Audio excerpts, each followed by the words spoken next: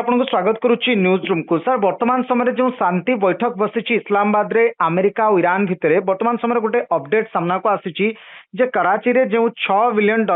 जो पांठी रही ताकू ईरान मुक्त करने अमेरिका आगे प्रस्ताव रखी और अमेरिका ताकू वर्तमान मानी पछरे कौन सत्यासत्य रही सर? आज्ञा देखो बर्तमान अवस्था मुझे देखुली विभिन्न पाकिस्तान चैनल से सेमती किसी विशेष खबर ना कारण रुद्ध द्वार भितर बैठक चली रही तेणु कौन विशेष अपडेट बर्तमान वर्ल्ड विभिन्न प्रेस और वन्य रिप्रेजेंटेटिव बर्तमान से अच्छा किंतु आम पाखे सठिक खबर पहुंचे तेज हुए तो यहाँ निश्चित भाव में जो एजेन्सी आप आसो मो पाखे जदिओ ए नहीं विशेष स्पष्टीकरण ना जेहतु आप कहते तेज मुझे आनालिस्ट भाव में ये कहबी जे केते गुडे प्री कंडीशन थिला जहां नहीं ईरान और अमेरिका परस्पर सहित कथबार्ता हे राजी होते तेणु यहीटा गोटे एसेंशियल प्री कंडीशन थिला जे युद्ध पूर्व अनेक वर्ष तलू अमेरिका जो सांक्शन जो लगे ईरान उपर से इरानियन फंड विभिन्न भिन्न भिन्न देशर बैंक रे यूरोप अमेरिका तार आसेट थिला प्रत्येक आसेट उपर प्रत्येक बैंक जो जमा थिला तापरे सांक्शन जोगु अमेरिका से आसेट को फ्रीज कर देथिला अर्थात सेथिरु ईरान ना बिकि परिबा किनि परिबा कोनोसी प्रकार से आसेट को मूव करिया अवस्था नथिला तेणु वर्तमान ये अवस्था जेतेबेले उभय भीतर गोटे कथबार्ता होबाकू जाउची तेणु सेतिकले ईरान होय तो शर्त देथिबो जे आमर जो जो आसेट वर्तमान अमेरिकार सांक्शन जोगु फ्रोजन कंडीशन में थिला ताकू वर्तमान रिलीज करा जाऊ सो दैट अंतत ईरान से जो माने पुंजी अच्छी ताकू अंतत व्यवहार करि परिबो तेबे सेटा इन एनी केस सेटा होची ईरान रो पैसा सेटा केवल सांक्शन जोगु ईरान ऊपर गोटे पनिशमेंट स्वरूप एटाकू फ्रीज करा जायथला तेनु जदि वर्तमान राजी हेची तान मु कहिबे एटा निश्चित भाव में गोटे स्वागत योग्य पदक्षेप एवं एटा तांकर कथाबार्ता को अंतत आउ टिके आगु को नबो बोली आशा करा जाय जोटा कि होता अमेरिका कर नथला किंतु जदि राजी हेइथांती एवं एथरे ईरान रो जो फ्रोजन एसेट रही सेटा मध्ये जदि मुक्त हबो ताल निश्चित भाव में एटा गोटे उभयंक भितर गोटे ट्रस्ट आउ टिके बेटर हबो बा जो वातावरण सृष्टि हबो सेटा को टिके सहज करि परिबो आउ यार सिमिलर एग्जांपल आपण देखिबे दिन रशिया रे सैंक्शन हुआ पूर्व रशिया यूक्रेन युद्ध मध्ये एमति अनेक रशियन एसेट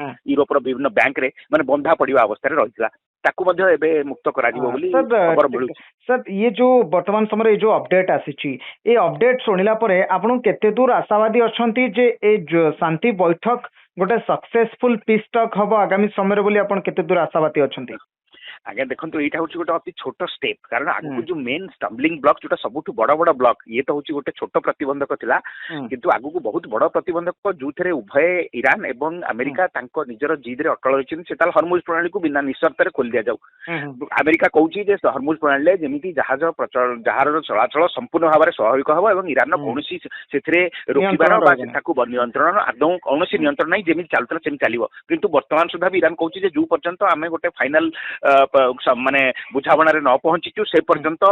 स्टेट ऑफ हरमुज पर आमर नियंत्रण रहिबो अमेरिका सेटा को स्वीकार करनी तेणु सेटा गोटे बड़ शर्त। द्वितीय ईरान कहूँ आमर बर्तमान हिजबुल्लाह हमास हुती जो आमर प्रोक्सी अछंती बर्तमान तांको ऊपर मध्ये सब प्रकार आक्रमण बंद करा दिबो किंतु असुविधा होची ता ऊपर इस्राएल आक्रमण करछि अमेरिका आक्रमण करू नै एवं इस्राएल आक्रमण को अमेरिका रो केते दूर प्रतिहत करिवार रहिछि बा अमेरिका ताकू समर्थन करूछि प्रचंड भाव में बा कोन हम तो जानि तबे इथरे अंत अनुमान करि होबो जे इस्राएल के बेहले ता निजर पथरु ओरिवार संभावना दिसु नाही अर्थात इस्राएल एपरिक अमेरिका कहले इस्राएल कथा हुए तो शुणवार संभावना ना तेणु से परिस्थिति में इस्राएल पुणी तार बर्तमान जो हिजबुल्लाह उपर जो निजर आक्रमण जारी रखी से जारी रखियो आईटा नहीं जब ईरान कह जिद्दी धरब जे ना जो पर्यंत इस्राएल बंद न कर पर्यंत आम मैंने कौन प्रकार माने सीज फायर परमानेंट चुक्ति उपर हस्तक्षेप माने दस्तखत करूँ ना आउ इस्राएल को मनइबा बर्तमान काठिकर पाठ तेणु एभली अवस्था चुक्ति आगू जापरिबनी आउ तृतीय जिन रही साउदी अरब और यूए भूमिका रोचे से चाहते जे वर्तमान अवस्था जदि गोटे परमानेंट शांति चुक्ति हो जाए ताहले ईरान पुणी थे बलुआ होकर पुणी से निजर शक्ति आगू को जाहिर कर तेणु बर्तमान केते क्षेत्र सूत्र जना पड़े जे साउदी अरब एवं यूएई पर्टिकुलाली से चाहूना जे वर्तमान जो ईरान शक्ति अच्छी बछा कुछा बा जो किसी शक्ति रही सेटा संपूर्ण निशेष न होगा पर्यंत से केबे भविष्य में ईरान ठारू निजकू माने सुरक्षित भाभी पारिबे नहीं। आज पीस टॉक आपण कहवा कथा आज जो शांति बैठक तार सेमती गोटे सक्सेसफुल वे एपर्यंत देखा जाउनी बा सफलतार दिग एपर्यंत देखा जाउनी या तो हाँ ता निश्चय तेज अंतत समग्र विश्व अति उद्ग्रीव भाव में चाहिए जदि अंतत आज तो केबे हो पार ना अंतत उभय पक्ष जदि राजी हे आम आगू को पुणी थे କଥାବାର୍ତ୍ତା ହବୁ ବା ଆଉ ଗୋଟେ କୋଉ ଡେଟ୍ ଫିକ୍ସ କରିବେ ତାହେଲେ ଅନ୍ତତଃ ସେତିକି କୁ ଧରାଯିବ ଯେ ଏଇଟା ଗୋଟେ ବଡ ସକାରାତ୍ମକ ପଦକ୍ଷେପ। ଆଉ ଆଜି ଗୋଟେ ଦିନରେ ଏତେ ବଡ ସମସ୍ୟା ତାକୁ ଯେ ଇସଲାମାବାଦରେ ଏଇ 4-5 ଘଣ୍ଟା ଦିନ 11ଟା 12ଟା ବେଳୁ ଆରମ୍ଭ ହେଇଛି ଆଉ ସନ୍ଧ୍ୟା 6ଟା ଭିତରେ ଯେ ସମ୍ପୂର୍ଣ୍ଣ ଭାବରେ ଶାନ୍ତିରେ ଉଭୟ ଗୋଟେ କିଛି ଜଏଣ୍ଟ ଷ୍ଟେଟମେଣ୍ଟ ଦେବେ ସେଇଟା ତ ନିହାତି ମାନେ ଗୋଟେ ଅନଲାଇକଲି ମୁଁ କହିବି ବଡ ଇମ୍ପ୍ରୋବେବଲ ଯାହାର କି ସମ୍ଭାବନା ବହୁତ କମ। ତେଣୁ ଅନ୍ତତଃ ଯଦି ଉଭୟ ରାଜି ହେବେ ଯେ ବ୍ରଡଲି ଆମେ ମାନେ ପିସ୍ ପାଇଁ ରାଜି ଅଛୁ ଏବଂ ଆଗକୁ ବା ଆଉ ଗୋଟେ କୋଉ ଭେନ୍ୟୁ ଫିକ୍ସ କରାଯିବ ବା ଅନ୍ୟ କୋଉ ଜାଗାରେ ଗୋଟେ ନିର୍ଦ୍ଦିଷ୍ଟ ଦିନରେ ଉଭୟଙ୍କ ତରଫରୁ ଆହୁରି ଉଚ୍ଚତର ମାନେ ହୁଏତ ସେଥିରେ ଡୋନାଲ୍ଡ ଟ୍ରମ୍ପ ମଧ୍ୟ ପାର୍ଟିସିପେଟ କରିପାରନ୍ତି ବା କଣ ହେଇପାରେ ମୁଁ ତ ତାହା ସ୍ପେକୁଲେଟ କରିପାରିବିନି। କିନ୍ତୁ ଯଦି ଅନ୍ତତଃ ଆଜି ଏତିକି ଘୋଷଣା ହବ ଯେ ଉଭୟ ବ୍ରଡଲି ରାଜି ହେଇଛନ୍ତି ଏବଂ ଆଗକୁ ଆଉ ଗୋଟେ ଦିନ ପୁଣି ଥରେ ଦ୍ୱିତୀୟ ରାଉଣ୍ଡ ବା ଦ୍ୱିତୀୟ ସ୍ତରର ମାନେ ଫେଜ ର ଯୋଉ କଥାବାର୍ତ୍ତା ସେଟା ଆଉ ଥରେ ଆମେ ହବୁ ଯଦି ସେତିକି ଜଏଣ୍ଟ ଷ୍ଟେଟମେଣ୍ଟ ମଧ୍ୟ ଆଜି ଆସି ଯାଇପାରେ ତାହେଲେ ବି ଏଇଟା ଗୋଟେ ଯଥେଷ୍ଟ ଆଶ୍ୱସ୍ତିର ବିଷୟ ବୋଲି ମୁଁ କହିବି। ନିହାତି ଆଉ ଗୋଟେ ଜିନିଷ ଆପଣ ଦେଖିଥିବେ ଏଇ ଯୋଉ ଶାନ୍ତି ବୈଠକ ପୂର୍ବରୁ ଇରାନ ଯୋଉ ଭଳି ଭାବରେ ଆସିଲା ପ୍ଲେନ ରେ ଯୋଉ ମୃତ ଶିଶୁ ମାନଙ୍କର ଫଟୋ ଲାଗିଥିଲା ଏ ଯୋଉ ଦୃଶ୍ୟ ଆପଣ ଦେଖିଲେ ଏହା କଣ ବୟାନ କରୁଛି? ଗୋଟେ ପଟେ ଶାନ୍ତି ବୈଠକ ହଉଛି ଗୋଟେ ପଟେ ଇରାନ ଗୋଟେ ମାନେ ଗୋଟେ ଅଲଗା ପ୍ରକାର ୱେ ରେ ଏଣ୍ଟ୍ରି କରୁଛି ଶାନ୍ତି ବୈଠକ। ଆଜ୍ଞା ଦେଖନ୍ତୁ ମୁଁ ମାନେ ଟିକେ ଇଂଲିଶରେ କହିବି the whole world is now moving on optics. ଏଇଟା ଯେ ଦେଖେଇବା ହଉଛି ଗୋଟେ ଅପ୍ଟିକ୍ସ ଏଇଟା ହଉଛି ସମଗ୍ର ବିଶ୍ୱକୁ ଗୋଟେ ପ୍ରତୀକ ଭାବରେ ଦେଖେଇବାର ଯେ କିଭଳି ଭାବରେ ନାରକୀୟ ଢଙ୍ଗରେ ଆମେରିକାନ ମାନେ ଆମ ଦେଶର ଶିଶୁମାନଙ୍କୁ ହତ୍ୟା କରିଛନ୍ତି। ଏଇଟା ସମଗ୍ର ୱାର୍ଲଡ ପ୍ରେସକୁ ଦେଖେଇବା ପଛରେ ଗୋଟେ ପ୍ରଚ୍ଛନ୍ନ ଇଙ୍ଗିତ ଯେ ଆମେରିକା ହଉଛି ଆକ୍ରମଣକାରୀ ଏବଂ ସମଗ୍ର ବିଶ୍ୱ ଆଗରେ ଆମେରିକା ନିନ୍ଦିତ ହବା ଉଚିତ। ଏଇଟା ହଉଛି these are kind of through which Iran wants to gain some mileage before the opinion of the world. ତେଣୁ ଏଇଟା ବିଶ୍ୱର ଓପିନିଅନ କୁ ନିଜ ସପକ୍ଷରେ ନେବା ପାଇଁ ଗୋଟେ ଦେଖେଇ ହବାର ଗୋଟେ ପ୍ରଚ୍ଛନ୍ନ ଇଙ୍ଗିତ। ଆଉ ଆଜିକାଲି ସମସ୍ତେ ସେଭଳି କରୁଛନ୍ତି ଏବଂ ସବୁ ପ୍ରକାର ଦେଖେଇ ହେଇ ବା ସମଗ୍ର ବିଶ୍ୱକୁ ଗୋଟେ ପ୍ରତୀକ ଭାବରେ ଦେଖେଇଲେ ଅନ୍ୟମାନଙ୍କୁ ହୁଏତ ସମବେଦନା ମିଳୁଛି। ଜାଣି ଶୁଣିକି ଏଭଳି କରୁଛି କି ଏଇଟା ଗୋଟେ ମୌକା ଗୋଟେ ଜରିଆ ତାକୁ ମିଳିଗଲା ଏଇ ମାଧ୍ୟମରେ ସେ ନିଜକୁ ପୋର୍ଟ୍ରେ କରିପାରିବ ସାରା ୱାର୍ଲଡ ଆଗରେ। ୟେସ୍ ଗୋଟେ ନିଜକୁ ଭିକ୍ଟିମ କାର୍ଡ ଖେଳିବା ପାଇଁ ଏଇଟା ହଉଛି ଇରାନ ଆଗରେ ଗୋଟେ ସୁଯୋଗ ସୋ ଦାଟ ସିଏ ଅନ୍ତତଃ ସମଗ୍ର ବିଶ୍ୱ ଆଗରେ ପ୍ରତିପାଦନ କରିବ ଯେ କିଭଳି ଆମେରିକା ନାରକୀୟ ଭାବରେ ତାର ଆକ୍ରମଣ କରିଛି ଏବଂ ସିଭିଲିଆନ ମାନଙ୍କୁ ଟାର୍ଗେଟ କରିଛି ଏବଂ ଆମେରିକାର ଆକ୍ରମଣ କେତେ ମାତ୍ରାରେ ଅଯୌକ୍ତିକ ଆଉ କେତେ ମାତ୍ରାରେ ଆପଣ କହିବେ ଉଦ୍ଦେଶ୍ୟ ପ୍ରଣୋଦିତ ରହିଥିଲା ବୋଲି ସମଗ୍ର ବିଶ୍ୱକୁ ଦେଖେଇବା ପାଇଁ ଏଇଟା ହଉଛି ଇରାନର ଗୋଟେ ଚାଲ। କିନ୍ତୁ ୟା ପଛରେ ଆକ୍ଚୁଆଲି ଏଭଳି ସିଚୁଏସନ କରିବା ଫଳରେ ଉଭୟଙ୍କ ଭିତରେ ମିସଟ୍ରଷ୍ଟ ବଢିବ ବା ପରସ୍ପର ପ୍ରତି ଯୋଉ ବିରୋଧୀ ମନୋଭାବ ରହିଛି ସେଟା ପୁଣି ପରସ୍ପର ପ୍ରତି ଘୃଣା ଆହୁରି ବଢିବାର ସମ୍ଭାବନା ଏଭଳି ନ କରିଥିଲେ ହୁଏତ ଭଲ ହେଇଥାନ୍ତା ନିଶ୍ଚିତ ଭାବରେ ମୁଁ କହିବି। ଆଉ ଗୋଟେ ମୁଁ ଶେଷ ପ୍ରଶ୍ନ ଆପଣଙ୍କୁ ପଚାରିବି ଯେ ଡୋନାଲ୍ଡ ଟ୍ରମ୍ପ ଯୋଉ ଧମକ ଦେଇଛନ୍ତି ଯୁଦ୍ଧ ପୂର୍ବ ଦିନ ରାତିରେ ମଧ୍ୟ ଡୋନାଲ୍ଡ ଟ୍ରମ୍ପ ଧମକ ଦେଇଛନ୍ତି ଯଦି ଡିଲ୍ ଆମେ ଯୋଉ ଡିଲ୍ କରୁଛୁ ଯଦି ଡିଲ୍ ସକ୍ସେସଫୁଲ ନ ହୁଏ ତାହେଲେ ଏ ଯୁଦ୍ଧ ଉଗ୍ରତର ରୂପ ନବ ଏଇ ଯୋଉ ଚେତାବନୀ ଦେଇଛନ୍ତି ଯଦି ଆଜିର ଏଇ ଶାନ୍ତି ବୈଠକ ପୁରାପୁରି ବିଫଳ ହୁଏ ତାହେଲେ ଆମେରିକା ପୁଣି ଆକ୍ରମଣାତ୍ମକ ହବ କି ଇଏ ତାକୁ ଗୋଟେ ଟାଇମ ମିଳିଗଲା ସ୍ପେସ୍ ମିଳିଗଲା। ନିଶ୍ଚୟ ଏଥିରେ କୌଣସି ସନ୍ଦେହ ନାହିଁ କାରଣ ଆମେରିକା ପୁଣି ଥରେ ଆକ୍ରମଣାତ୍ମକ ହବ। ଆଉ ଏଇଠି କହି ରଖେ ଦର୍ଶକ ମାନଙ୍କୁ ଆପଣ ବି ଜାଣିଥିବେ ଯେ ଆମେରିକା ସେ ଅଞ୍ଚଳରେ ଯୋଉ ତାର ଯୋଉ ଜାହାଜ ମାନେ ଏୟାରକ୍ରାଫ୍ଟ କ୍ୟାରିୟର ନୌଭେଳା ଏବଂ ଅନ୍ୟ ଡେଷ୍ଟ୍ରୟର ଏବଂ ଅନ୍ୟ ନୌସେନାର ଯେତେକ ଆସେଟ ଏବଂ ଏୟାରଫୋର୍ସର ସବୁ ଆସେଟ କେହି ହେଲେ ୱିଥଡ୍ର କରିନାହାନ୍ତି ଏବଂ ଆମେରିକାର ସୈନିକମାନେ ମଧ୍ୟ ସେଠାରେ ଅଛନ୍ତି କେହି ହେଲେ ସେଠାରୁ ୱିଥଡ୍ର କରିନାହାନ୍ତି। ଯେମିତି ତାଙ୍କରି ଭାଷାରେ କହିଲେ ଯେ ଷ୍ଟିଭ୍ ୱିଟକଫ୍ ଭାଷାରେ we are loaded and locked ତା ମାନେ ଆମେ ବର୍ତ୍ତମାନ ବନ୍ଧୁକର ସବୁ ଲୋଡ କରିକି ହିଁ ବସିଛୁ। ଯଦି କୌଣସି ମତେ ବା କୌଣସି ପ୍ରକାର ଯଦି ଶାନ୍ତିର ଯୋଉ ପ୍ରସ୍ତାବ ହେଇଛି ଏଇଟା ଯଦି ଉଭୟଙ୍କ ଭିତରେ ସଫଳ ନ ହେଇପାରିଲା ତାହେଲେ ପୁଣି ଥରେ ଯୁଦ୍ଧ ଆରମ୍ଭ ହେବ ଏବଂ ଯୋଉ ଅବସ୍ଥାରେ ଆମେ ଛାଡ଼ିଥିଲୁ ବର୍ତ୍ତମାନ ସେଇଠାରୁ ପୁଣି ଥରେ ଆରମ୍ଭ କରିବୁ ଅର୍ଥାତ୍ ଆକ୍ରମଣ ଏବଂ ପୁନର୍ବାର ପୁଣି ସେ ଯୁଦ୍ଧର ଭୟାବହ ସ୍ଥିତିକୁ ଆମେ ପୁଣି ଫେରିଯିବାର ବହୁତ ସମ୍ଭାବନା ମଧ୍ୟ ରହିଛି ଏବଂ ଯୋଉଟା କି ବିଶ୍ୱ ପାଇଁ କେବେ ହେଲେ ଭଲ ହବନି। ଆଉ ଦେଖାଯାଉ ଆଗକୁ ପରିସ୍ଥିତି କଣ ହଉଛି। ଅନ୍ତତଃ ଜଣେ ନାଗରିକ ହିସାବରେ ଶାନ୍ତି କାମନା କରି ରହିବା ଆଉ ଅନ୍ତତଃ ଆଶା କରିବା ଯେ ଉଭୟଙ୍କ ଭିତରେ ସାମାନ୍ୟ ସଦ୍ବୁଦ୍ଧିର ଉଦୟ ହବ ଏବଂ ସେମାନେ କୌଣସି ପ୍ରକାର ଗୋଟେ ବିଧ୍ୱଂସକ ବା ଧ୍ୱଂସର ପଥ ବାଛି ନ ନେଇ ଅନ୍ତତଃ ନିଜ ଭିତରେ କେମିତି କଣ କଲେ ପୁଣି ଥରେ ସେ ଅଞ୍ଚଳରେ ଶାନ୍ତି ଫେରି ଆସିବ ତାକୁ ନେଇକରି ଅନ୍ତତଃ ଟିକେ ନିଜର ବିବେକ ଏବଂ ବିଚାରକୁ ବ୍ୟବହାର କରିବେ। ସାର୍ ଯୋଉ ଶାନ୍ତି ବୈଠକକୁ ବର୍ତ୍ତମାନ ସମୟରେ ସାରା ବିଶ୍ୱ ଅପେକ୍ଷା କରିକି ବସିଛି ଯେ କଣ ହଉଛି ଏହାର ନିଷ୍କର୍ଷ ଆପଣ ଯେତେବେଳେ ଦୂରରୁ ଦେଖୁଛନ୍ତି ଏସବୁ ସିନାରିଓ ଗୁଡାକ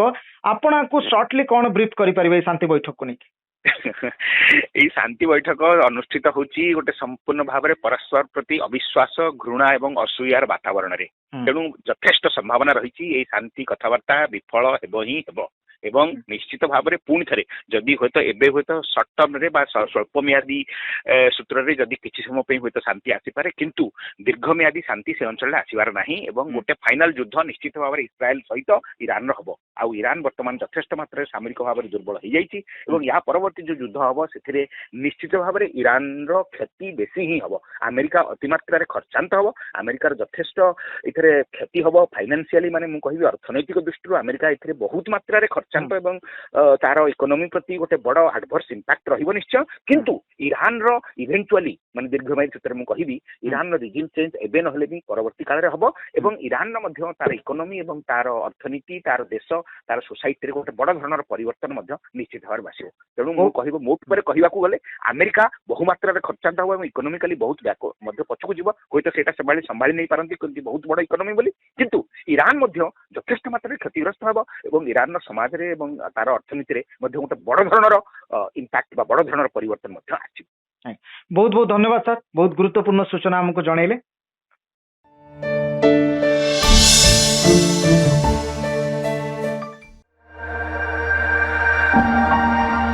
सर आपको स्वागत करुच्ची न्यूज रूम को। सर वर्तमान समय जो शांति बैठक बसी इस्लामाबाद रे अमेरिका और ईरान भितर वर्तमान समय गोटे अपडेट सामना को आसी जे कराची रे जो $6 बिलियन जो पांठी रही ताकू ईरान मुक्त करने अमेरिका आगे प्रस्ताव रखी और अमेरिका ताकू वर्तमान मानिची। आ पछरे कौन सत्यासत्य रही सर? आज्ञा देखो बर्तमान अवस्था मुझे देखुली विभिन्न पाकिस्तान चैनल से पाखे सेमती किसी विशेष खबर ना कारण रुद्ध द्वार भितर बैठक चली रही तेणु भर कौन विशेष अपडेट बर्तमान वर्ल्ड विभिन्न प्रेस और वन्य रिप्रेजेंटेटिव बर्तमान से अच्छा किंतु आम पाखे सठिक खबर पहुंचे तेज हुए तो यहाँ निश्चित भाव में जो एजेन्सी आपण आसो मो पाखे जदिओ ए नहीं विशेष स्पष्टीकरण ना जेहतु आप कहते तेज मुझे आनालिस्ट हिसाब से कहबी जे केते गुडे प्री कंडीशन थिला जहां नहीं ईरान और अमेरिका परस्पर सहित कथबार्ता हे राजी होते तेणु यहीटा गोटे एसेंशियल प्री कंडीशन थिला जे युद्ध पूर्व अनेक वर्ष तलू अमेरिका जो सांक्शन जो लगे ईरान उपर से इरानियन फंड विभिन्न भिन्न भिन्न देशर बैंक रे यूरोप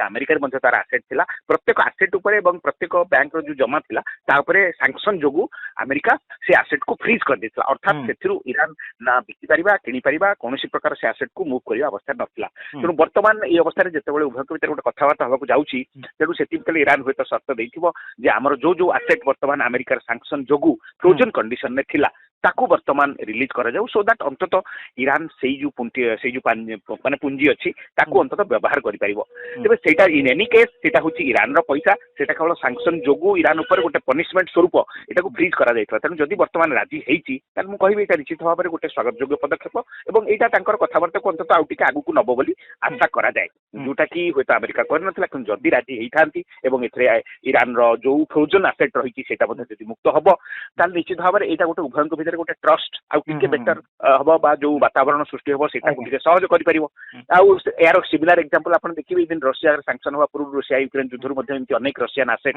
यूरोप रो विभिन्न बैंक रे माने बंधा पड़िबा अवस्था रे रहितला ताकू मध्ये एबे मुक्त करा दिबो बोली खबर मिलु। सर ये जो वर्तमान समय ये जो अपडेट आसीची ए अपडेट सुनिला परे आपण केते दूर आशावादी अछंती जे ए शांति बैठक गोटे सक्सेसफुल पीस टॉक हबो आगामी समय रे बोली आपण केते दूर आशावादी अछंती? आज्ञा देखो यहाँ हूँ गोटे अति छोट स्टेप कारण आगु जो मेन स्टम्बलिंग ब्लॉक जो सबुठ बड़ बड़ ब्लॉक ये तो हूँ गोटे छोट प्रतिबंधक थिला किंतु आगु को बहुत बड़ प्रतिबंधक जो थे उभय ईरान एवं अमेरिका निजर जिद रे अटल रही से हरमुज प्रणाली को बिना निशर्त खोल दि जाऊ। अमेरिका कहूँ हरमुज प्रणाली जमी जहाज जहाज चलाचल संपूर्ण भाव में स्वाभाविक हम और ईरान कौन से रोकबार नियंत्रण आदौ कौन नियंत्रण नहीं जमी चलता सेम चलो किंतु वर्तमान सुधा भी ईरान कहूँ जो पर्यंत आम गोटे फाइनाल माने बुझावणार न पहुंचीचु से पर्यंत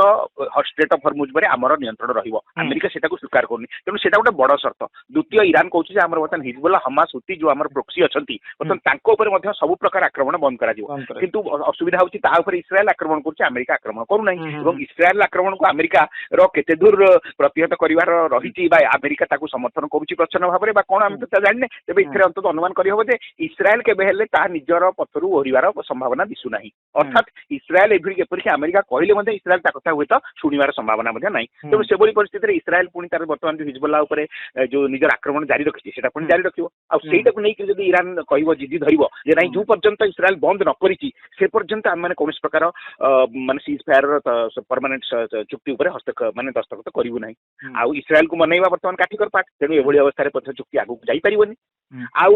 ତାପରେ ତୃତୀୟ ଜିନିଷ ରହିଛି ଏଥିରେ ସାଉଦି ଆରବ ଏବଂ ୟୁଏର ମଧ୍ୟ ଭୂମିକା ରହୁଛି। ସେମାନେ ମଧ୍ୟ ଚାହୁଁଛନ୍ତି ଯେ ବର୍ତ୍ତମାନ ଅବସ୍ଥାରେ ଯଦି ଗୋଟେ ପରମାନେଣ୍ଟ ଶାନ୍ତି ଚୁକ୍ତି ହେଇଯାଏ ତାହେଲେ ଇରାନ ପୁଣି ଥରେ ବଳୁଆ ହେଇକିରି ପୁଣି ସେମାନଙ୍କ ଉପରେ ନିଜର ଶକ୍ତି ଆଗକୁ ଜାହିର କରିବ। ତେଣୁ ବର୍ତ୍ତମାନ କେତେ କ୍ଷେତ୍ରରୁ ସୂତ୍ରରୁ ଜଣାପଡେ ଯେ ସାଉଦି ଆରବ ଏବଂ ୟୁଏଇ ପର୍ଟିକୁଲାରଲି ସେମାନେ ଚାହୁଁନାହାନ୍ତି ଯେ ବର୍ତ୍ତମାନ ଯୋଉ ଇରାନର ଶକ୍ତି ଅଛି ବଛାକୁଛା ବା ଯୋଉ କିଛି ଶକ୍ତି ରହିଛି ସେଇଟା ସମ୍ପୂର୍ଣ୍ଣ ନିଃଶେଷ ନ ହେବା ପର୍ଯ୍ୟନ୍ତ ସେମାନେ କେବେ ହେଲେ ଭବିଷ୍ୟତରେ ଇରାନ ଠାରୁ ନିଜକୁ ମାନେ ସୁରକ୍ଷିତ ଭାବି ପାରିବେ ନାହିଁ। ତେଣୁ ସେମାନେ ଚାହୁଁଛନ୍ତି ଆଜିର ଏଇ ପିସ୍ ଟକ୍ ଆପଣ କହିବା କଥା ଆଜିର ଯୋଉ ଶାନ୍ତି ବୈଠକ ତାର ସେମିତି ଗୋଟେ ସକ୍ସେସଫୁଲ ୱେ ଏପର୍ଯ୍ୟନ୍ତ ଦେଖାଯାଉନି ବା ସଫଳତାର ଦିଗ ଏପର୍ଯ୍ୟନ୍ତ ଦେଖାଯାଉନି। ଏହା ତ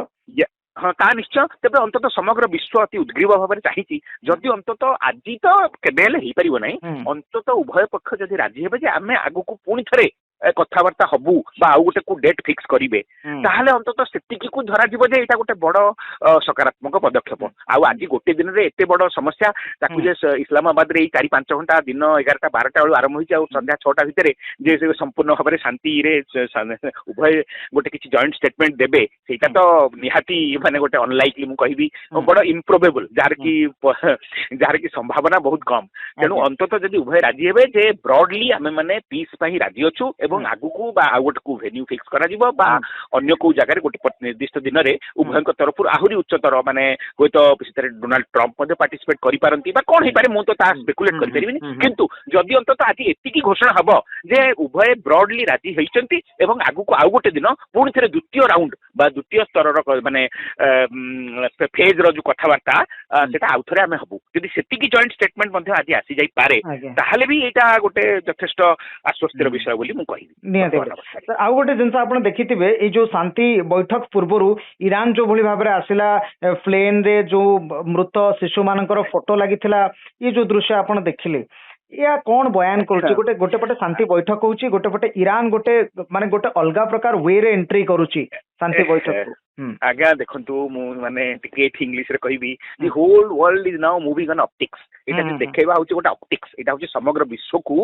ଗୋଟେ ପ୍ରତୀକ ଭାବରେ ଦେଖେଇବାର ଯେ କିଭଳି ଭାବରେ ନାରକୀୟ ଢଙ୍ଗରେ ଆମେରିକାନ ମାନେ ଆମ ଦେଶର ଶିଶୁମାନଙ୍କୁ ହତ୍ୟା କରିଛନ୍ତି। ଏଇଟା ସମଗ୍ର ୱାର୍ଲଡ ପ୍ରେସକୁ ଦେଖେଇବା ପଛରେ ଗୋଟେ ପ୍ରଚ୍ଛନ୍ନ ଇଙ୍ଗିତ ଯେ ଆମେରିକା ହଉଛି ଆକ୍ରମଣକାରୀ ଏବଂ ସମଗ୍ର ବିଶ୍ୱ ଆଗରେ ଆମେରିକା ନିନ୍ଦିତ ହବା ଉଚିତ। ଏଇଟା ହଉଛି these are kind of through which Iran wants to gain some mileage before the opinion of the world. ତେଣୁ ଏଇଟା ବିଶ୍ୱର ଓପିନିଅନ କୁ ନିଜ ସପକ୍ଷରେ ନବା ପାଇଁ ଗୋଟେ ଦେଖେଇ ହବାର ଗୋଟେ ପ୍ରଚ୍ଛନ୍ନ ଇଙ୍ଗିତ। ଆଉ ଆଜିକାଲି ସମସ୍ତେ ସେଭଳି କରୁଛନ୍ତି ଏବଂ ସବୁ ପ୍ରକାର ଦେଖେଇ ହେଇ ବା ସମଗ୍ର ବିଶ୍ୱକୁ ଗୋଟେ ପ୍ରତୀକ ଭାବରେ ଦେଖେଇଲେ ଅନ୍ୟମାନଙ୍କର ହୁଏତ ସମବେଦନା ମିଳୁଛି।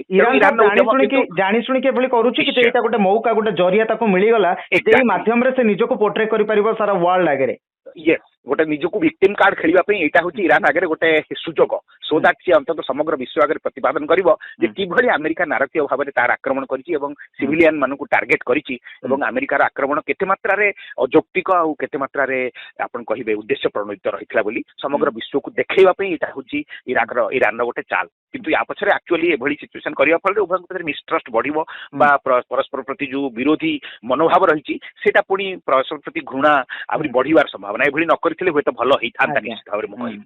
ଆଉ ଗୋଟେ ମୁଁ ଶେଷ ପ୍ରଶ୍ନ ଆପଣଙ୍କୁ ପଚାରିବି ଯେ ଡୋନାଲ୍ଡ ଟ୍ରମ୍ପ ଯୋଉ ଧମକ ଦେଇଛନ୍ତି ଯୁଦ୍ଧ ପୂର୍ବ ଦିନ ରାତିରେ ମଧ୍ୟ ଡୋନାଲ୍ଡ ଟ୍ରମ୍ପ ଧମକ ଦେଇଛନ୍ତି ଯଦି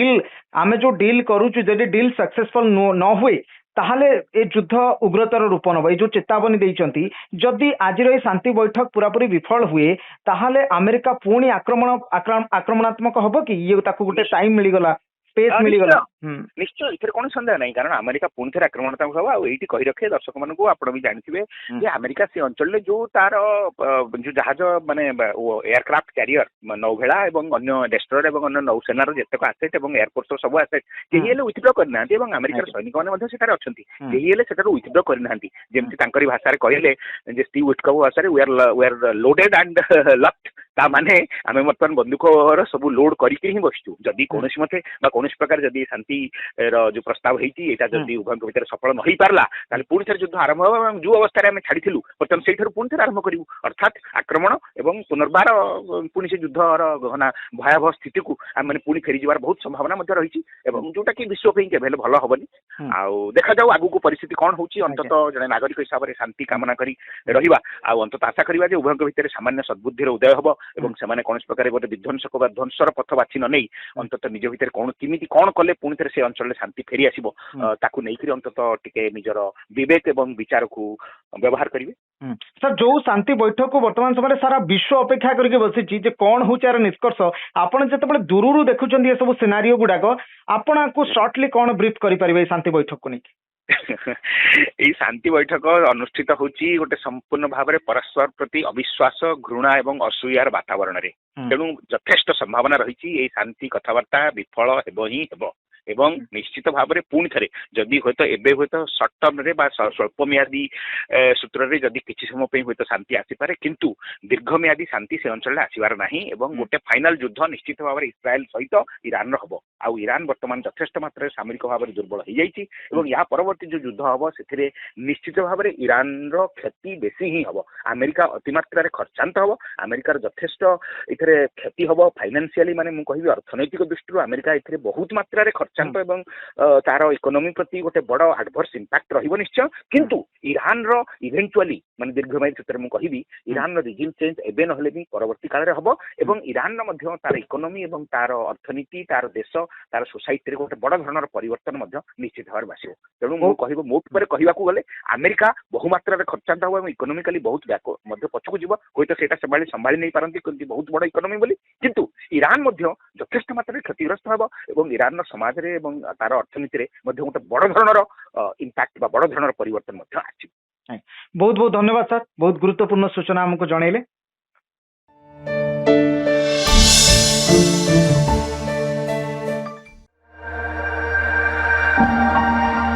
सर आपको स्वागत करुच्ची न्यूज रूम को। सर वर्तमान समय जो शांति बैठक बसी इस्लामाबाद रे अमेरिका और ईरान भितर वर्तमान समय गोटे अपडेट सामना को आसी जे कराची रे जो $6 बिलियन जो पांठी रही ताकू ईरान मुक्त करने अमेरिका आगे प्रस्ताव रखी अमेरिका ताकू वर्तमान मानी आ पछरे कौन सत्यासत्य रही सर? आगे देखो बर्तमान अवस्था मुझे देखुली विभिन्न पाकिस्तान चैनल से पाखे सेमती किसी विशेष खबर ना कारण रुद्ध द्वार भितर बैठक चली रही तेणु ता कौन विशेष अपडेट बर्तमान वर्ल्ड विभिन्न प्रेस और वन्य रिप्रेजेंटेटिव बर्तमान से अच्छा कि आम पाखे सठिक खबर पहुंचे तेज हुए तो यहाँ निश्चित भाव में जो एजेन्सी आपण आसो मो पाखे जदिओ ए नहीं विशेष स्पष्टीकरण ना जेहतु आप कहते तेज मुझे आनालिस्ट हिसाब से कहबी जे केते गुडे प्री कंडीशन थिला जहां नहीं ईरान और अमेरिका परस्पर सहित कथबार्ता हुए राजी होते तेणु यहीटा गोटे एसेंशियल प्री कंडीशन थिला जे युद्ध पूर्व अनेक वर्ष तलू अमेरिका जो सांक्शन जो लगे ईरान उपर से इरानियन फंड विभिन्न भिन्न भिन्न देशर बैंक रे यूरोप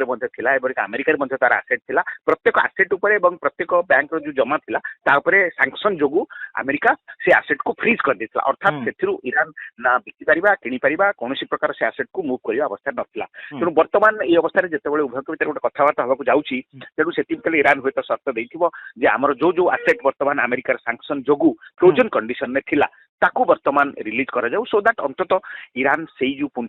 माने पुंजी अच्छी ताकू अंतत व्यवहार करि परिबो तेबे सेटा इन एनी केस सेटा होची ईरान रो पैसा सेटा केवल सांक्शन जोगु ईरान ऊपर गोटे पनिशमेंट स्वरूप एटा को फ्रीज करा जायथला तेनु जदि वर्तमान राजी हेची ताल मु कहिबे एटा निश्चित भाव में गोटे स्वागत योग्य पदक्षेप एवं एटा तांकर कथाबार्ता को अंतत आउटिके आगु को नबो बोली आशा करा जाय जोटा कि होय तो अमेरिका कर नथला कि जदि राजी हेई थांती एवं एथरे ईरान रो जो फ्रोजन एसेट रही सेटा मध्ये जदि मुक्त हबो ताल निश्चित भाव में एटा गोटे उभयंक भितर गोटे ट्रस्ट आउ टिके बेटर हबो बा जो वातावरण सृष्टि हबो सेटा को टिके सहज करि परिबो आउ यार सिमिलर एग्जांपल आपण देखिबे दिन रशिया सैंक्शन हुआ पूर्व रशिया यूक्रेन युद्धर मध्ये एमति अनेक रशियन एसेट यूरोप रो विभिन्न बैंक रे माने बंधा पड़िबा अवस्था रे रहितला ताकू मध्ये एबे मुक्त करा दिबो बोली खबर मिलु। सर ये जो वर्तमान समय जो अपडेट आसीची ए अपडेट सुनिला परे आपण केते दूर आशावादी अछंती जे ए शांति बैठक गोटे सक्सेसफुल पीस टॉक हबो आगामी समय रे बोली आपण केते दूर आशावादी अछंती? ଆଜ୍ଞା ଦେଖନ୍ତୁ ଏଇଟା ହଉଛି ଗୋଟେ ଅତି ଛୋଟ ଷ୍ଟେପ୍ କାରଣ ଆଗକୁ ଯୋଉ ମେନ୍ ଷ୍ଟମ୍ବଲିଂ ବ୍ଲକ୍ ଯୋଉଟା ସବୁଠୁ ବଡ ବଡ ବ୍ଲକ୍ ଇଏ ତ ହଉଛି ଗୋଟେ ଛୋଟ ପ୍ରତିବନ୍ଧକ ଥିଲା କିନ୍ତୁ ଆଗକୁ ବହୁତ ବଡ ପ୍ରତିବନ୍ଧକ ଯୋଉଥିରେ ଉଭୟ ଇରାନ ଏବଂ ଆମେରିକା ତାଙ୍କ ନିଜର ଜିଦରେ ଅଟଳ ରହିଛନ୍ତି ସେ ତାହେଲେ ହରମୁଜ ପ୍ରଣାଳୀକୁ ବିନା ନିସର୍ତ୍ତରେ ଖୋଲି ଦିଆଯାଉ। ଆମେରିକା କହୁଛି ଯେ ହରମୁଜ ପ୍ରଣାଳୀରେ ଯେମିତି ଜାହାଜର ଚଳାଚଳ ସମ୍ପୂର୍ଣ୍ଣ ଭାବରେ ସ୍ୱାଭାବିକ ହେବ ଏବଂ ଇରାନର କୌଣସି ସେଥିରେ ରୋକିବାର ବା ସେଠାକୁ ନିୟନ୍ତ୍ରଣ ଆଦୌ କୌଣସି ନିୟନ୍ତ୍ରଣ ନାହିଁ ଯେମିତି ଚାଲୁଥିଲା ସେମିତି ଚାଲିବ କିନ୍ତୁ ବର୍ତ୍ତମାନ ସୁଦ୍ଧା ବି ଇରାନ କହୁଛି ଯେ ଯୋଉ ପର୍ଯ୍ୟନ୍ତ ଆମେ ଗୋଟେ ଫାଇନାଲ ମାନେ ବୁଝାମଣାରେ ନ ପହଞ୍ଚିଛୁ ସେ ପର୍ଯ୍ୟନ୍ତ ଷ୍ଟ୍ରେଟ୍ ଅଫ୍ ହରମୁଜ ଉପରେ ଆମର ନିୟନ୍ତ୍ରଣ ରହିବ। ଆମେରିକା ସେଟାକୁ ସ୍ୱୀକାର କରୁନି ତେଣୁ ସେଟା ଗୋଟେ ବଡ ସର୍ତ୍ତ। ଦ୍ୱିତୀୟ ଇରାନ କହୁଛି ଯେ ଆମର ବର୍ତ୍ତମାନ ହିଜବୁଲ୍ଲା ହମାସ ହୁତି ଯୋଉ ଆମର ପ୍ରୋକ୍ସି ଅଛନ୍ତି ବର୍ତ୍ତମାନ ତାଙ୍କ ଉପରେ ମଧ୍ୟ ସବୁ ପ୍ରକାର ଆକ୍ରମଣ ବନ୍ଦ କରାଯିବ କିନ୍ତୁ ଅସୁବିଧା ହଉଛି ତା ଉପରେ ଇସ୍ରାଏଲ ଆକ୍ରମଣ କରୁଛି ଆମେରିକା ଆକ୍ରମଣ କରୁନାହିଁ ଏବଂ ଇସ୍ରାଏଲ ଆକ୍ରମଣକୁ ଆମେରିକାର କେତେ ଦୂର ପ୍ରତିହତ କରିବାର ରହିଛି ବା ଆମେରିକା ତାକୁ ସମର୍ଥନ କରୁଛି ପ୍ରଚ୍ଛନ୍ନ ଭାବରେ ବା କଣ ଆମେ ତ ଜାଣିନେ ତେବେ ଏଥିରେ ଅନ୍ତତଃ ଅନୁମାନ କରିହବ ଯେ ଇସ୍ରାଏଲ କେବେ ହେଲେ ତାହା ନିଜର ପଥରୁ ଓହରିବାର ସମ୍ଭାବନା ଦିଶୁନାହିଁ ଅର୍ଥାତ୍ ଇସ୍ରାଏଲ ଏପରିକି ଆମେରିକା କହିଲେ ମଧ୍ୟ ଇସ୍ରାଏଲ ତା କଥା ହୁଏତ ଶୁଣିବାର ସମ୍ଭାବନା ମଧ୍ୟ ନାହିଁ। ତେଣୁ ସେଭଳି ପରିସ୍ଥିତିରେ ଇସ୍ରାଏଲ ପୁଣି ତାର ବର୍ତ୍ତମାନ ଯୋଉ ହିଜବୁଲ୍ଲା ଉପରେ ଯୋଉ ନିଜର ଆକ୍ରମଣ ଜାରି ରଖିଛି ସେଟା ପୁଣି ଜାରି ରଖିବ ଆଉ ସେଇଟାକୁ ନେଇକି ଯଦି ଇରାନ କହିବ ଜିଦି ଧରିବ ଯେ ନାଇଁ ଯୋଉ ପର୍ଯ୍ୟନ୍ତ ଇସ୍ରାଏଲ ବନ୍ଦ ନ କରିଛି ସେ ପର୍ଯ୍ୟନ୍ତ ଆମେ କୌଣସି ପ୍ରକାର ମାନେ ସିଜ୍ ଫାୟାର ପରମାନେଣ୍ଟ ଚୁକ୍ତି ଉପରେ ମାନେ ଦସ୍ତଖତ କରିବୁ ନାହିଁ ଆଉ ଇସ୍ରାଏଲକୁ ମନେଇବା ବର୍ତ୍ତମାନ କାଠିକର ପାଠ ତେଣୁ ଏଭଳି ଅବସ୍ଥାରେ ମଧ୍ୟ ଚୁକ୍ତି ଆଗକୁ ଯାଇପାରିବନି। ଆଉ ତାପରେ ତୃତୀୟ ଜିନିଷ ରହିଛି ଏଥିରେ ସାଉଦି ଆରବ ଏବଂ ୟୁଏର ମଧ୍ୟ ଭୂମିକା ରହୁଛି ସେମାନେ ମଧ୍ୟ ଚାହୁଁଛନ୍ତି ଯେ ବର୍ତ୍ତମାନ ଅବସ୍ଥାରେ ଯଦି ଗୋଟେ ପରମାନେଣ୍ଟ ଶାନ୍ତି ଚୁକ୍ତି ହେଇଯାଏ ତାହେଲେ ଇରାନ ପୁଣି ଥରେ ବଳୁଆ ହେଇକିରି ପୁଣି ସେମାନଙ୍କ ଉପରେ ନିଜର ଶକ୍ତି ଆଗକୁ ଜାହିର କରିବ। ତେଣୁ ବର୍ତ୍ତମାନ କେତେ କ୍ଷେତ୍ରରୁ ସୂତ୍ରରୁ ଜଣାପଡେ ଯେ ସାଉଦି ଆରବ ଏବଂ ୟୁଏଇ ପର୍ଟିକୁଲାରଲି ସେମାନେ ଚାହୁଁନାହାନ୍ତି ଯେ ବର୍ତ୍ତମାନ ଯୋଉ ଇରାନର ଶକ୍ତି ଅଛି ବଛାକୁଛା ବା ଯୋଉ କିଛି ଶକ୍ତି ରହିଛି ସେଇଟା ସମ୍ପୂର୍ଣ୍ଣ ନିଃଶେଷ ନ ହେବା ପର୍ଯ୍ୟନ୍ତ ସେମାନେ କେବେ ହେଲେ ଭବିଷ୍ୟତରେ ଇରାନ ଠାରୁ ନିଜକୁ ମାନେ ସୁରକ୍ଷିତ ଭାବି ପାରିବେ ନାହିଁ। ସେମାନେ ଚାହୁଁଛନ୍ତି ଆଜିର ଏଇ ପିସ୍ ଟକ୍ ଆପଣ କହିବା କଥା ଆଜିର ଯୋଉ ଶାନ୍ତି ବୈଠକ ତାର ସେମିତି ଗୋଟେ ସକ୍ସେସଫୁଲ ୱେ ଏପର୍ଯ୍ୟନ୍ତ ଦେଖାଯାଉନି ବା ସଫଳତାର ଦିଗ ଏପର୍ଯ୍ୟନ୍ତ ଦେଖାଯାଉନି ଏହା ତ ହଁ ତା ନିଶ୍ଚୟ ତେବେ ଅନ୍ତତଃ ସମଗ୍ର ବିଶ୍ୱ ଅତି ଉଦ୍ଗ୍ରୀବ ଭାବରେ ଚାହିଁଛି ଯଦି ଅନ୍ତତଃ ଆଜି ତ କେବେ ହେଲେ ହେଇପାରିବ ନାହିଁ ଅନ୍ତତଃ ଉଭୟ ପକ୍ଷ ଯଦି ରାଜି ହେବେ ଯେ ଆମେ ଆଗକୁ ପୁଣି ଥରେ କଥାବାର୍ତ୍ତା ହବୁ ବା ଆଉ ଗୋଟେ ଡେଟ୍ ଫିକ୍ସ କରିବେ ତାହେଲେ ଅନ୍ତତଃ ସେତିକିକୁ ଧରାଯିବ ଯେ ଏଇଟା ଗୋଟେ ବଡ ସକାରାତ୍ମକ ପଦକ୍ଷେପ। ଆଉ ଆଜି ଗୋଟେ ଦିନରେ ଏତେ ବଡ ସମସ୍ୟା ତାକୁ ଯେ ଇସଲାମାବାଦରେ ଏଇ 4-5 ଘଣ୍ଟା ଦିନ 11ଟା 12ଟା ବେଳୁ ଆରମ୍ଭ ହେଇଛି ଆଉ ସନ୍ଧ୍ୟା 6ଟା ଭିତରେ ଯେ ସମ୍ପୂର୍ଣ୍ଣ ଭାବରେ ଶାନ୍ତିରେ ଉଭୟ ଗୋଟେ କିଛି ଜଏଣ୍ଟ ଷ୍ଟେଟମେଣ୍ଟ ଦେବେ ସେଇଟା ତ ନିହାତି ମାନେ ଗୋଟେ ଅନଲାଇକଲି ମୁଁ କହିବି ବଡ ଇମ୍ପ୍ରୋବେବଲ ଯାହାର କି ସମ୍ଭାବନା ବହୁତ କମ୍। ତେଣୁ ଅନ୍ତତଃ ଯଦି ଉଭୟ ରାଜି ହେବେ ଯେ ବ୍ରଡଲି ଆମେ ମାନେ ପିସ୍ ପାଇଁ ରାଜି ଅଛୁ ଏବଂ ଆଗକୁ ବା ଆଉ ଗୋଟେ ଭେନ୍ୟୁ ଫିକ୍ସ କରାଯିବ ବା ଅନ୍ୟ କୋଉ ଜାଗାରେ ଗୋଟେ ନିର୍ଦ୍ଦିଷ୍ଟ ଦିନରେ ଉଭୟଙ୍କ ତରଫରୁ ଆହୁରି ଉଚ୍ଚତର ମାନେ ହୁଏତ ସେଥିରେ ଡୋନାଲ୍ଡ ଟ୍ରମ୍ପ ମଧ୍ୟ ପାର୍ଟିସିପେଟ କରିପାରନ୍ତି ବା କଣ ହେଇପାରେ ମୁଁ ତ ତାହା ସ୍ପେକୁଲେଟ କରିପାରିବିନି କିନ୍ତୁ ଯଦି ଅନ୍ତତଃ ଆଜି ଏତିକି ଘୋଷଣା ହବ ଯେ ଉଭୟ ବ୍ରଡଲି ରାଜି ହେଇଛନ୍ତି ଏବଂ ଆଗକୁ ଆଉ ଗୋଟେ ଦିନ ପୁଣି ଥରେ ଦ୍ୱିତୀୟ ରାଉଣ୍ଡ ବା ଦ୍ୱିତୀୟ ସ୍ତରର ମାନେ ଫେଜ ର ଯୋଉ କଥାବାର୍ତ୍ତା ସେଟା ଆଉ ଥରେ ଆମେ ହବୁ ଯଦି ସେତିକି ଜଏଣ୍ଟ ଷ୍ଟେଟମେଣ୍ଟ ମଧ୍ୟ ଆଜି ଆସିଯାଇପାରେ ତାହେଲେ ବି ଏଇଟା ଗୋଟେ ଯଥେଷ୍ଟ ଆଶ୍ୱସ୍ତିର ବିଷୟ ବୋଲି ମୁଁ ନିହାତି ଆଉ ଗୋଟେ ଜିନିଷ ଆପଣ ଦେଖିଥିବେ ଏଇ ଯୋଉ ଶାନ୍ତି ବୈଠକ ପୂର୍ବରୁ ଇରାନ ଯୋଉ ଭଳି ଭାବରେ ଆସିଲା ପ୍ଲେନ ରେ ଯୋଉ ମୃତ ଶିଶୁ ମାନଙ୍କର ଫଟୋ ଲାଗିଥିଲା ଏ ଯୋଉ ଦୃଶ୍ୟ ଆପଣ ଦେଖିଲେ ଏହା କଣ ବୟାନ କରୁଛି ଗୋଟେ ପଟେ ଶାନ୍ତି ବୈଠକ ହଉଛି ଗୋଟେ ପଟେ ଇରାନ ଗୋଟେ ମାନେ ଗୋଟେ ଅଲଗା ପ୍ରକାର ୱେ ରେ ଏଣ୍ଟ୍ରି କରୁଛି ଶାନ୍ତି ବୈଠକ। ଆଜ୍ଞା ଦେଖନ୍ତୁ ମୁଁ ମାନେ ଟିକେ ଏଠି ଇଂଲିଶରେ କହିବି the whole world is now moving on optics ଏଇଟା ଯୋଉ ଦେଖେଇବା ହଉଛି ଗୋଟେ ଅପ୍ଟିକ୍ସ ଏଇଟା ହଉଛି ସମଗ୍ର ବିଶ୍ୱକୁ ଗୋଟେ ପ୍ରତୀକ ଭାବରେ ଦେଖେଇବାର ଯେ କିଭଳି ଭାବରେ ନାରକୀୟ ଢଙ୍ଗରେ ଆମେରିକାନ ମାନେ ଆମ ଦେଶର ଶିଶୁମାନଙ୍କୁ ହତ୍ୟା କରିଛନ୍ତି ଏଇଟା ସମଗ୍ର ୱାର୍ଲଡ ପ୍ରେସକୁ ଦେଖେଇବା ପଛରେ ଗୋଟେ ପ୍ରଚ୍ଛନ୍ନ ଇଙ୍ଗିତ ଯେ ଆମେରିକା ହଉଛି ଆକ୍ରମଣକାରୀ ଏବଂ ସମଗ୍ର ବିଶ୍ୱ ଆଗରେ ଆମେରିକା ନିନ୍ଦିତ ହବା ଉଚିତ। ଏଇଟା ହଉଛି these are kind of through which Iran wants to gain some mileage before the opinion of the world. ତେଣୁ ଏଇଟା ବିଶ୍ୱର ଓପିନିଅନ କୁ ନିଜ ସପକ୍ଷରେ ନେବା ପାଇଁ ଗୋଟେ ଦେଖେଇ ହବାର ଗୋଟେ ପ୍ରଚ୍ଛନ୍ନ ଇଙ୍ଗିତ ଆଉ ଆଜିକାଲି ସମସ୍ତେ ସେଭଳି କରୁଛନ୍ତି ଏବଂ ସବୁ ପ୍ରକାର ଦେଖେଇ ହେଇ ବା ସମଗ୍ର ବିଶ୍ୱକୁ ଗୋଟେ ପ୍ରତୀକ ଭାବରେ ଦେଖେଇଲେ ଅନ୍ୟମାନଙ୍କୁ ହୁଏତ ସମବେଦନା ମିଳୁଛି। ଜାଣି ଶୁଣିକି ଏଭଳି କରୁଛି କି ଏଇଟା ଗୋଟେ ମୌକା ଗୋଟେ ଜରିଆ ତାକୁ ମିଳିଗଲା ଏଇ ମାଧ୍ୟମରେ ସେ ନିଜକୁ ପୋର୍ଟ୍ରେ କରିପାରିବ ସାରା ୱାର୍ଲଡ ଆଗରେ। ୟେସ୍ ଗୋଟେ ନିଜକୁ ଭିକ୍ଟିମ କାର୍ଡ ଖେଳିବା ପାଇଁ ଏଇଟା ହଉଛି ଇରାନ ଆଗରେ ଗୋଟେ ସୁଯୋଗ ସୋ ଦ୍ୟାଟ୍ ସିଏ ଅନ୍ତତଃ ସମଗ୍ର ବିଶ୍ୱ ଆଗରେ ପ୍ରତିପାଦନ କରିବ ଯେ କିଭଳି ଆମେରିକା ନାରକୀୟ ଭାବରେ ତାର ଆକ୍ରମଣ କରିଛି ଏବଂ ସିଭିଲିଆନ ମାନଙ୍କୁ ଟାର୍ଗେଟ କରିଛି ଏବଂ ଆମେରିକାର ଆକ୍ରମଣ କେତେ ମାତ୍ରାରେ ଅଯୌକ୍ତିକ ଆଉ କେତେ ମାତ୍ରାରେ ଆପଣ କହିବେ ଉଦ୍ଦେଶ୍ୟ ପ୍ରଣୋଦିତ ରହିଥିଲା ବୋଲି ସମଗ୍ର ବିଶ୍ୱକୁ ଦେଖେଇବା ପାଇଁ ଏଇଟା ହଉଛି ଇରାନର ଗୋଟେ ଚାଲ। କିନ୍ତୁ ୟା ପଛରେ ଆକ୍ଚୁଆଲି ଏଭଳି ସିଚୁଏସନ କରିବା ଫଳରେ ଉଭୟଙ୍କ ଭିତରେ ମିସଟ୍ରଷ୍ଟ ବଢିବ ବା ପରସ୍ପର ପ୍ରତି ଯୋଉ ବିରୋଧୀ ମନୋଭାବ ରହିଛି ସେଇଟା ପୁଣି ପରସ୍ପର ପ୍ରତି ଘୃଣା ଆହୁରି ବଢିବାର ସମ୍ଭାବନା ଏଭଳି ନ କରିଥିଲେ ହୁଏତ ଭଲ ହେଇଥାନ୍ତା ନିଶ୍ଚିତ ଭାବରେ ମୁଁ କହିବି। ଆଉ ଗୋଟେ ମୁଁ ଶେଷ ପ୍ରଶ୍ନ ଆପଣଙ୍କୁ ପଚାରିବି ଯେ ଡୋନାଲ୍ଡ ଟ୍ରମ୍ପ ଯେଉଁ ଧମକ ଦେଇଛନ୍ତି ଯୁଦ୍ଧ ପୂର୍ବ ଦିନ ରାତିରେ ମଧ୍ୟ ଡୋନାଲ୍ଡ ଟ୍ରମ୍ପ ଧମକ ଦେଇଛନ୍ତି ଯଦି ଡିଲ୍ ଆମେ ଯୋଉ ଡିଲ୍ କରୁଛୁ ଯଦି ଡିଲ୍ ସକ୍ସେସଫୁଲ ନ ହୁଏ ତାହେଲେ ଏ ଯୁଦ୍ଧ ଉଗ୍ରତର ରୂପ ନେବ ଏଇ ଯୋଉ ଚେତାବନୀ ଦେଇଛନ୍ତି ଯଦି ଆଜିର ଏଇ ଶାନ୍ତି ବୈଠକ ପୁରାପୁରି ବିଫଳ ହୁଏ ତାହେଲେ ଆମେରିକା ପୁଣି ଆକ୍ରମଣାତ୍ମକ ହବ କି ଇଏ ତାକୁ ଗୋଟେ ଟାଇମ ମିଳିଗଲା ସ୍ପେସ୍ ମିଳିଗଲା ନିଶ୍ଚୟ ଏଥିରେ କୌଣସି ସନ୍ଦେହ ନାହିଁ କାରଣ ଆମେରିକା ପୁଣି ଥରେ ଆକ୍ରମଣାତ୍ମକ ହବ ଆଉ ଏଇଠି କହି ରଖେ ଦର୍ଶକ ମାନଙ୍କୁ ଆପଣ ବି ଜାଣିଥିବେ ଯେ ଆମେରିକା ସେ ଅଞ୍ଚଳରେ ଯୋଉ ତାର ଯୋଉ ଜାହାଜ ମାନେ ଏୟାରକ୍ରାଫ୍ଟ କ୍ୟାରିୟର ନୌଭେଳା ଏବଂ ଅନ୍ୟ ଡେଷ୍ଟ୍ରୟର ଏବଂ ଅନ୍ୟ ନୌସେନାର ଯେତେକ ଆସେଟ୍ ଏବଂ ଏୟାରଫୋର୍ସର ସବୁ ଆସେଟ୍ କେହି ହେଲେ ୱିଥଡ୍ର କରିନାହାନ୍ତି ଏବଂ ଆମେରିକାର ସୈନିକମାନେ ମଧ୍ୟ ସେଠାରେ ଅଛନ୍ତି କେହି ହେଲେ ସେଠାରୁ ୱିଥଡ୍ର କରିନାହାନ୍ତି ଯେମିତି ତାଙ୍କରି ଭାଷାରେ କହିଲେ ଯେ ଷ୍ଟିଭ୍ ୱିଟ୍କୋଭ ଭାଷାରେ we are loaded and locked ତା ମାନେ ଆମେ ବର୍ତ୍ତମାନ ବନ୍ଧୁକର ସବୁ ଲୋଡ କରିକି ହିଁ ବସିଛୁ ଯଦି କୌଣସି ମତେ ବା କୌଣସି ପ୍ରକାର ଯଦି ଶାନ୍ତିର ଯୋଉ ପ୍ରସ୍ତାବ ହେଇଛି ଏଇଟା ଯଦି ଉଭୟଙ୍କ ଭିତରେ ସଫଳ ନ ହେଇପାରିଲା ତାହେଲେ ପୁଣି ଥରେ ଯୁଦ୍ଧ ଆରମ୍ଭ ହେବ ଏବଂ ଯୋଉ ଅବସ୍ଥାରେ ଆମେ ଛାଡ଼ିଥିଲୁ ବର୍ତ୍ତମାନ ସେଇଠାରୁ ପୁଣି ଥରେ ଆରମ୍ଭ କରିବୁ ଅର୍ଥାତ୍ ଆକ୍ରମଣ ଏବଂ ପୁନର୍ବାର ପୁଣି ସେ ଯୁଦ୍ଧର ଗହନା ଭୟାବହ ସ୍ଥିତିକୁ ଆମେ ପୁଣି ଫେରିଯିବାର ବହୁତ ସମ୍ଭାବନା ମଧ୍ୟ ରହିଛି ଏବଂ ଯୋଉଟା କି ବିଶ୍ୱ ପାଇଁ କେବେ ହେଲେ ଭଲ ହବନି ଆଉ ଦେଖାଯାଉ ଆଗକୁ ପରିସ୍ଥିତି କଣ ହଉଛି ଅନ୍ତତଃ ଜଣେ ନାଗରିକ ହିସାବରେ ଶାନ୍ତି କାମନା କରି ରହିବା ଆଉ ଅନ୍ତତଃ ଆଶା କରିବା ଯେ ଉଭୟଙ୍କ ଭିତରେ ସାମାନ୍ୟ ସଦ୍ବୁଦ୍ଧିର ଉଦୟ ହବ ଏବଂ ସେମାନେ କୌଣସି ପ୍ରକାର ଗୋଟେ ବିଧ୍ୱଂସକ ବା ଧ୍ୱଂସର ପଥ ବାଛି ନ ନେଇ ଅନ୍ତତଃ ନିଜ ଭିତରେ କେମିତି କଣ କଲେ ପୁଣି ଥରେ ସେ ଅଞ୍ଚଳରେ ଶାନ୍ତି ଫେରି ଆସିବ ତାକୁ ନେଇକରି ଅନ୍ତତଃ ଟିକେ ନିଜର ବିବେକ ଏବଂ ବିଚାରକୁ ବ୍ୟବହାର କରିବେ ସାର୍ ଯୋଉ ଶାନ୍ତି ବୈଠକକୁ ବର୍ତ୍ତମାନ ସମୟରେ ସାରା ବିଶ୍ୱ ଅପେକ୍ଷା କରିକି ବସିଛି ଯେ କଣ ହଉଛି ଏହାର ନିଷ୍କର୍ଷ ଆପଣ ଯେତେବେଳେ ଦୂରରୁ ଦେଖୁଛନ୍ତି ଏସବୁ ସିନାରିଓ ଗୁଡାକ ଆପଣ ଆକୁ ସର୍ଟଲି କଣ ବ୍ରିଫ୍ କରିପାରିବେ ଏଇ ଶାନ୍ତି ବୈଠକକୁ ନେଇକି ଏଇ ଶାନ୍ତି ବୈଠକ ଅନୁଷ୍ଠିତ ହଉଛି ଗୋଟେ ସମ୍ପୂର୍ଣ୍ଣ ଭାବରେ ପରସ୍ପର ପ୍ରତି ଅବିଶ୍ୱାସ ଘୃଣା ଏବଂ ଅସୂୟାର ବାତାବରଣରେ ତେଣୁ ଯଥେଷ୍ଟ ସମ୍ଭାବନା ରହିଛି ଏଇ ଶାନ୍ତି କଥାବାର୍ତ୍ତା ବିଫଳ ହେବ ହିଁ ହେବ ଏବଂ ନିଶ୍ଚିତ ଭାବରେ ପୁଣି ଥରେ ଯଦି ହୁଏତ ଏବେ ହୁଏତ ସର୍ଟ ଟର୍ମରେ ବା ସ୍ୱଳ୍ପ ମିଆଦୀ ସୂତ୍ରରେ ଯଦି କିଛି ସମୟ ପାଇଁ ହୁଏତ ଶାନ୍ତି ଆସିପାରେ କିନ୍ତୁ ଦୀର୍ଘମିଆଦୀ ଶାନ୍ତି ସେ ଅଞ୍ଚଳରେ ଆସିବାର ନାହିଁ ଏବଂ ଗୋଟେ ଫାଇନାଲ ଯୁଦ୍ଧ ନିଶ୍ଚିତ ଭାବରେ ଇସ୍ରାଏଲ ସହିତ ଇରାନର ହବ ଆଉ ଇରାନ ବର୍ତ୍ତମାନ ଯଥେଷ୍ଟ ମାତ୍ରାରେ ସାମରିକ ଭାବରେ ଦୁର୍ବଳ ହେଇଯାଇଛି ଏବଂ ଏହା ପରବର୍ତ୍ତୀ ଯୋଉ ଯୁଦ୍ଧ ହବ ସେଥିରେ ନିଶ୍ଚିତ ଭାବରେ ଇରାନର କ୍ଷତି ବେଶୀ ହିଁ ହବ ଆମେରିକା ଅତିମାତ୍ରାରେ ଖର୍ଚ୍ଚାନ୍ତ ହବ ଆମେରିକାର ଯଥେଷ୍ଟ ଏଥିରେ କ୍ଷତି ହବ ଫାଇନାନ୍ସିଆଲି ମାନେ ମୁଁ କହିବି ଅର୍ଥନୈତିକ ଦୃଷ୍ଟିରୁ ଆମେରିକା ଏଥିରେ ବହୁତ ମାତ୍ରାରେ ଖର୍ଚ୍ଚାନ୍ତ ଏବଂ ତାର ଇକୋନୋମି ପ୍ରତି ଗୋଟେ ବଡ ଆଡଭର୍ସ ଇମ୍ପାକ୍ଟ ରହିବ ନିଶ୍ଚୟ କିନ୍ତୁ ଇରାନର ଇଭେଣ୍ଟୁଆଲି ମାନେ ଦୀର୍ଘମେୟାଦୀ ସୂତ୍ରରେ ମୁଁ କହିବି ଇରାନର ରିଜିମ୍ ଚେଞ୍ଜ ଏବେ ନହେଲେ ବି ପରବର୍ତ୍ତୀ କାଳରେ ହବ ଏବଂ ଇରାନର ମଧ୍ୟ ତାର ଇକୋନୋମି ଏବଂ ତାର ଅର୍ଥନୀତି ତାର ଦେଶ ତାର ସୋସାଇଟିରେ ଗୋଟେ ବଡ ଧରଣର ପରିବର୍ତ୍ତନ ମଧ୍ୟ ନିଶ୍ଚିତ ଭାବରେ ଆସିବ ତେଣୁ ମୁଁ କହିବ ମୋ ଉପରେ କହିବାକୁ ଗଲେ ଆମେରିକା ବହୁମାତ୍ରାରେ ଖର୍ଚ୍ଚାନ୍ତ ହବ ଏବଂ ଇକୋନୋମିକାଲି ବହୁତ ମଧ୍ୟ ପଛକୁ ଯିବ ହୁଏତ ସେଇଟା ସମ୍ଭାଳି ନେଇ ପାରନ୍ତି କିନ୍ତୁ ବହୁତ ବଡ ଇକୋନୋମି ବୋଲି କିନ୍ତୁ ଇରାନ ମଧ୍ୟ ଯଥେଷ୍ଟ ମାତ୍ରାରେ କ୍ଷତିଗ୍ରସ୍ତ ହେବ ଏବଂ ଇରାନର ସମାଜରେ ଏବଂ ତାର ଅର୍ଥନୀତିରେ ମଧ୍ୟ ଗୋଟେ ବଡ ଧରଣର ଇମ୍ପାକ୍ଟ ବା ବଡ ଧରଣର ପରିବର୍ତ୍ତନ ମଧ୍ୟ ଆସିବ ବହୁତ ବହୁତ ଧନ୍ୟବାଦ ସାର୍ ବହୁତ ଗୁରୁତ୍ୱପୂର୍ଣ୍ଣ ସୂଚନା ଆମକୁ ଜଣେଇଲେ